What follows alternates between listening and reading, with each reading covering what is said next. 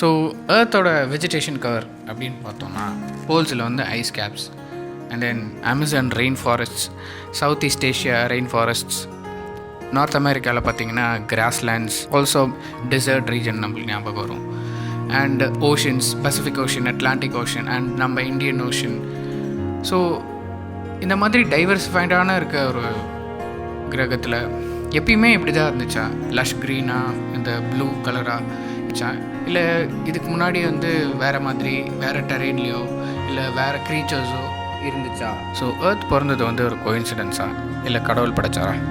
ஏகப்பட்ட ரிலீஜியஸ் டெக்ஸ்ட்ஸில் சொல்கிற மாதிரி இது வந்து கடவுளோட படைப்பு, தற்செயலாக நடந்ததுலாம் எதுவுமே கிடையாது, அது உண்மையா? இல்லை நம்ம காஸ்மிக் ஸ்பேஸ் அப்படின்னு சொல்லப்படுற இந்த விண்வெளியில் நடக்கிற ஏகப்பட்ட ரியாக்ஷன்ஸ்னால் நடந்த பை ப்ராடக்ட் ஆகுது. ஸோ இதை பற்றி இந்த வீடியோவில் பார்ப்போம்.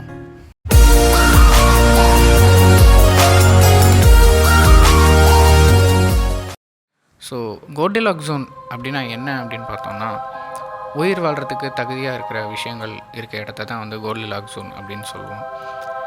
இது வந்து நம்ம மில்கிவே கேலக்சியில் ஒரே ஒரு கிரகம், அதாவது ஏர்த் மட்டும்தான் வந்து ஹேபிட்டபிளான ஒரு ஜோன், அதாவது உயிர் வாழ்கிறதுக்கு தகுதியாக இருக்கிற ஒரு ஜோன் அப்படின்னு நம்ம கருதியிருக்கோம். அப்படி என்ன இதில் இருக்குது அப்படின்னு பார்த்திங்கன்னா, நம்ம ஏர்த்தில் இருக்க அட்மாஸ்ஃபியர். ஸோ இந்த அட்மாஸ்ஃபியரில் வந்து டாக்ஸிக் கேஸஸ் வந்து எதுவுமே கிடையாது. இதே மற்ற ஜூபிட்டரோ இல்லை சாட்டர்ன்லோ பார்த்திங்கன்னா டாக்ஸிக் கேஸஸ் வந்து இருக்கும். ஸோ நம்ம வாழ்கிறதுக்கு வந்து உறுதுணையாக இருக்கிற கேஸஸ் என்ன அப்படின்னு பார்த்திங்கன்னா oxygen, nitrogen and trace amounts of carbon dioxide and other few gases வந்து நம்ம அட்மாஸ்ஃபியரோட மிக்சரில் இருக்குது. And of the most important feature என்ன அப்படின்னு பார்த்திங்கன்னா வாட்டர். ஸோ இந்த வாட்டர் வந்து மற்ற கிரகத்தில் இல்லையா அப்படின்னு பார்த்திங்கன்னா வெரி ட்ரேஸ் அமௌண்ட்ஸ் தான் இருக்குது. அண்ட் நம்ம கிரகத்தில் மட்டும்தான் ஃப்ரெஷ் வாட்டர் அவைலபிலிட்டி வந்து ஜாஸ்தியாகவே இருக்குது. ஸோ இந்த பகுதியை தான் நம்ம கோல்டிலாக்ஸ் ஜோனாக சொல்கிறோம். ஏர்த்தை பற்றி இன்டெப்த்தாக பார்த்தோம்னா இதில் வந்து 3 லேயர்ஸ் இருக்குது: crust, mantle and core. So எப்பயுமே இந்த ஸ்ட்ரக்சர் தான் இருந்துச்சா இல்லை இதுக்கு முன்னாடி வேறு ஸ்ட்ரக்சர் இருந்ததா அப்படின்றத நெக்ஸ்ட் செக்மெண்ட்டில் பார்க்கலாம். ஸோ ஃபர்ஸ்ட் இருந்தது நெபியூலா கேஸ் க்ளவுட். இதிலேருந்து உருவானது தான் வந்து ப்ரோட்டோ பிளானட்டரி டிஸ்க் அப்படின்னு சொல்லப்படுற நம்ம கேலக்ஸி. ஸோ இந்த கேலக்ஸிலேருந்து உருவான நெக்ஸ்ட் விஷயம் என்னன்னு பார்த்திங்கன்னா நம்மளுடைய சன்.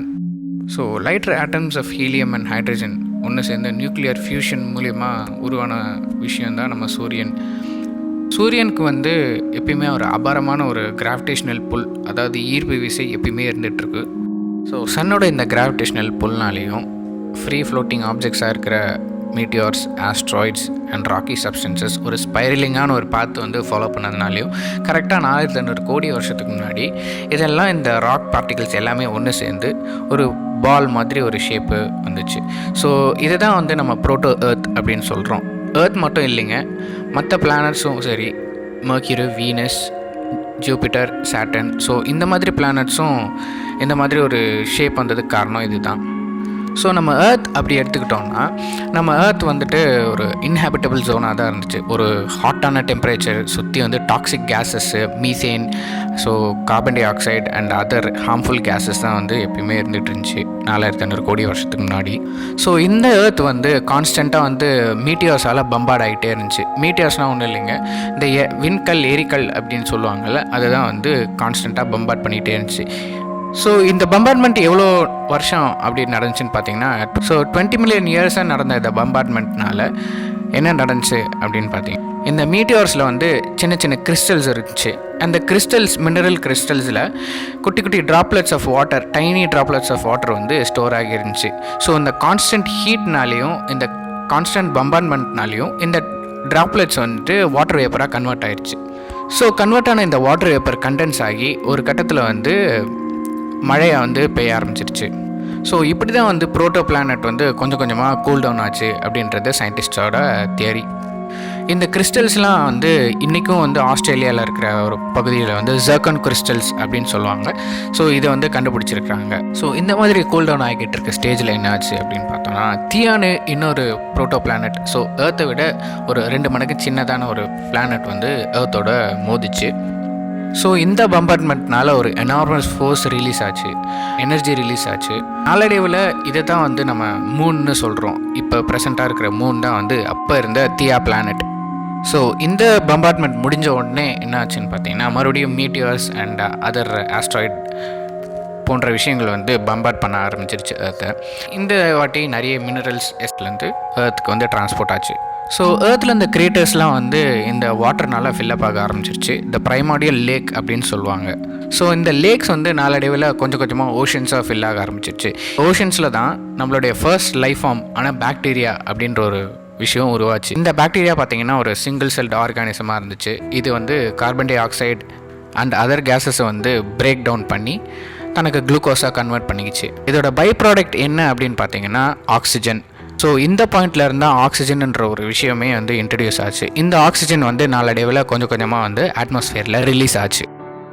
ஸோ ஓஷன்ஸில் இருந்த இந்த தண்ணி என்ன ஆச்சுன்னு பார்த்தீங்கன்னா இந்த ஹைட்ரோதெர்மல் வென்ஸ்னால் கொஞ்சம் கொஞ்சமாக வந்து கோருக்கு சீப்பாக ஆரம்பிச்சிருச்சு. ஸோ ஹைட்ரோதெர்மல் வென்ஸ் அப்படின்ற ஒரு ஃபினாமினன் இன்றைக்கும் வந்து நமக்கு நடந்துக்கிட்டு இருக்குது.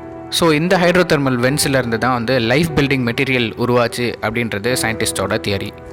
ஸோ இந்த டைமில் தான் வந்து பிளேட் டெக்டானிக்ஸ் அப்படின்ற ஒரு ஃபினாமினன் வந்து ஸ்டார்ட் ஆச்சு. ஸோ பிளேட் டெக்டானிக்ஸ் அப்படின்னா என்ன அப்படின்னு பார்த்தோம்னா நம்ம ஏற்கனவே பார்த்த மாதிரி ஏர்த்துக்கு 3 லேயர் இருந்துச்சு, crust, mantle and core. So இந்த கோர்லேருந்து இந்த மேண்டிலேருந்து வர டெம்பரேச்சர்னாலையும் இந்த கான்ஸ்டண்ட்டாக வந்து மேக்மா ஃப்ளோ ஆகிட்டு இருக்கிறனாலையும் மேலே இருக்க க்ரஸ்டல் பிளேட்ஸ் கொஞ்சம் கொஞ்சமாக மூவ் ஆக ஆரம்பிச்சிச்சு. ஸோ இந்த பிளேட் டெக்டானிக்ஸ் அப்படின்ற ஒரு விஷயம் இன்றைக்கும் நடந்துகிட்டு இருக்க ஒரு ஃபினாமினன் தான். இதுக்கு பேர் கன்வெக்ஷன் கரண்ட் அப்படின்னு சொல்லுவாங்க. ஸோ இந்த கன்வெக்டிவ் மெக்கானிசம்னால என்ன ஆகுது அப்படின்னு பார்த்தீங்கன்னா க்ரஸ்ட்டில் சேஞ்சஸ் நடக்குது. இந்த க்ரஸ்ட்டில் பார்த்தீங்கன்னா 2 லேயர்ஸ் இருக்குது. ஒன்று continental shelf and oceanic shelf. Oceanic shelf வந்து கொஞ்சம் டென்சர் அப்படின்றனால கீழே இருக்கும். அதுக்கு மேலே வந்து கான்டினென்டல் ஷெல்ஃபு ஸ்லைட் ஆகிட்டு இருக்கும். இந்த கன்வெக்டிவ் கரண்ட்னால வால்கானிக் வெண்ட் மூலியமாக வந்து மேக்மா வந்து எஸ்கேப் ஆகுது. ஸோ மேக்மானா ஒன்றுமே இல்லை, இது ஒரு லிக்விட் ராக், ஒரு ஹாட்டான ஒரு லிக்விட் ராக்கு. இது வந்து கொஞ்சம் கொஞ்சமாக ரிலீஸ் ஆகி ஃபார்மான அந்த ப்ரைமார்டியல் ஓஷனில் பட்டு கொஞ்சம் கொஞ்சமாக லேண்டாக வந்து உருவாகுது. இதுதான் வந்து நெக்ஸ்ட் நம்ம பார்க்க போகிற சூப்பர் காண்டினெண்ட்டாக உருவாச்சு.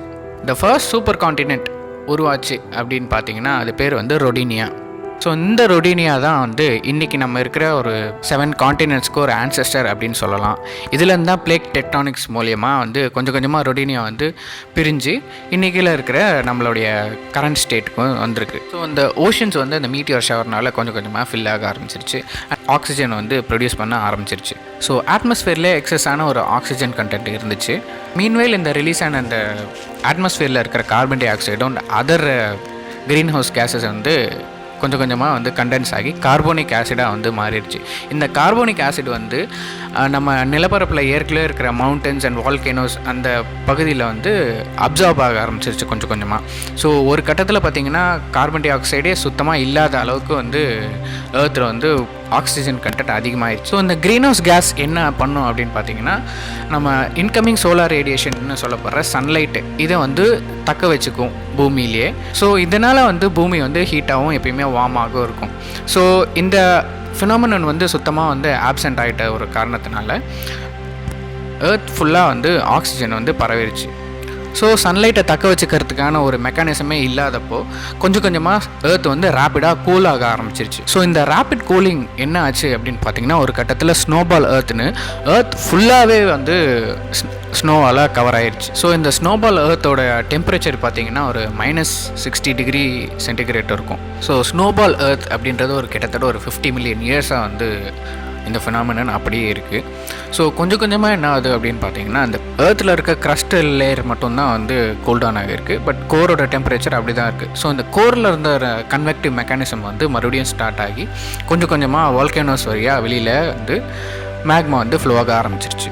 ஸோ இந்த வென்ட்ஸ்னால இந்த வால்கானிக் வென்ட்ஸ்னால மறுபடியும் வந்து கார்பன் டை ஆக்சைடு வந்து வெளியில் வந்ததுனால கொஞ்சம் கொஞ்சமாக வந்து இந்த க்ரீன் ஹவுஸ் கேஸ் எஃபெக்ட் அதுன்னு சொல்லப்படுற இந்த சன்லைட்டை வந்து தக்க வச்சுக்கிற ஒரு கெப்பாசிட்டி வந்து ஏர்த்துக்கு மறுபடியும் வந்துடுது. ஸோ இதனால் வந்து ஐஸ் கிராஜுவலாக மெல்ட் ஆக ஆரம்பிக்குது கொஞ்சம் கொஞ்சமாக. அண்ட் இந்த மெல்ட்டான ஐஸில் பார்த்திங்கன்னா ட்ராப்டு ஆக்சிஜன் இருக்குது. ஸோ இந்த ட்ராப்டு ஆக்சிஜன் பார்த்திங்கன்னா சன்லைட்லேருந்து வர யூவி ரேஸ் கூட வந்து ரியாக்ட் ஆகி ஹைட்ரஜன் பெராக்சைடாக வந்து உருவாச்சு. ஸோ இந்த ஹைட்ரஜன் பெராக்சைடு பார்த்திங்கன்னா இன்னும் ரேப்பிடாக வந்து ஏர்த்தை வந்து ஹீட் பண்ண ஆரம்பிக்கும். ஆரம்பிச்சிருச்சு. ஸோ எர்த் வந்து 600 மில்லியன் இயர்ஸ் ஆகிடுச்சு. ஸோ இப்போ வந்து ஒரு டே வந்து கிட்டத்தட்ட ஒரு 22 ஹவர்ஸ்க்கும் வந்தாச்சு. ஸோ அட்மாஸ்ஃபியரில் இருக்க இந்த ஆக்சிஜன், எக்ஸஸான ஆக்சிஜன் பற்றி சொல்லியிருந்தோம். இந்த ஆக்சிஜன் வந்து சன்லைட் கூட டைரெக்டாக வந்து பட்டு ரியாக்ட் ஆச்சு.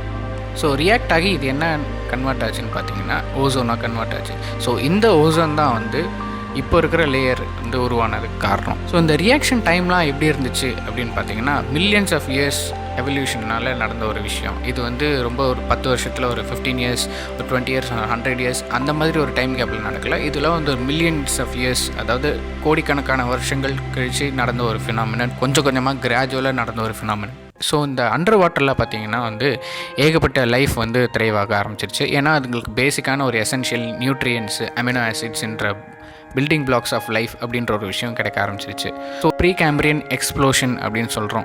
ப்ரீ கேம்பிரியன் எக்ஸ்ப்ளோஷனில் தான் என்ன நினச்சி different types of plants and animals வந்து உருவாக்க ஆரம்பிச்சிருச்சு அண்டர் வாட்டரில். ஸோ இந்த ப்ரீ கேம்பிரியன் எக்ஸ்ப்ளோஷனில் இப்போ இருக்கிற கிரீச்சர்ஸோட ஆன்செஸ்டர்ஸ் தான் அப்போ இருந்துச்சு. ஸோ ட்ரைலோபைட்ஸ், ஆர்ம்ஸ், ஸ்பாஞ்சு தன்னுடைய அந்த என்விரான்மெண்ட்டை அடாப்ட் பண்ணிக்கிறதுக்காக போனி ஸ்கெலிட்டன்ஸ் வந்து தன்னை செக்ரேட் பண்ணிக்கிச்சு. ஸோ ஃபர்ஸ்ட் ஸ்பைன்டு க்ரீச்சர்ஸ் அப்படின்ற ஒரு விஷயமும் வந்து இப்போ தான் வந்து உருவாச்சு.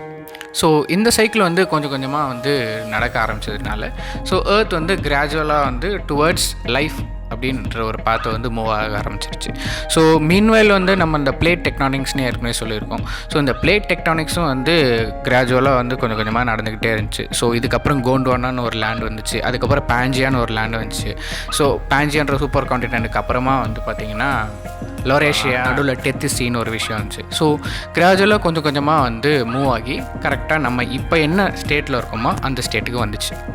ஸோ இந்த லைஃப்லாம் எப்படி உருவாச்சு, லைஃப் ஆன் எர்த் எப்படி இருந்துச்சு, ப்ரீ கேம்பிரியன் எக்ஸ்ப்ளோஷன் முன்னாடியும் ப்ரீ கேம்பிரியன் எக்ஸ்ப்ளோஷன் அப்புறமும், Triassic period, Mesozoic period, Jurassic period, இதெல்லாம் வந்து பார்த்திங்கன்னா நம்ம நெக்ஸ்ட் வீடியோவில் பார்ப்போம். தேங்க்யூ ஃபார் வாட்சிங்.